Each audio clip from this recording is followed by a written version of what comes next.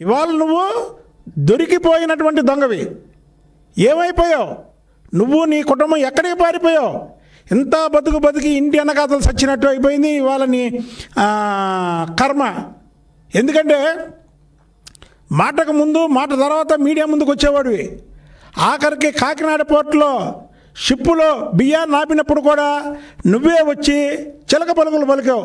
ఇవాళ ఏమైంది? నీ దొంగతనం బయటపడిన తర్వాత నువ్వు ఏమైపోయావు? సాక్షాత్తు లోక్సభలోనే 3/8/2022లో పీయూష్ గోయల్ గారు దాదాపు 6 లక్షల మెట్రిక్ టన్నుల బియ్యం దారి మళ్ళిందని లోక్సభలో చెప్పినటువంటి విషయం. అది కూడా క్వశ్చన్ నెంబరు 248.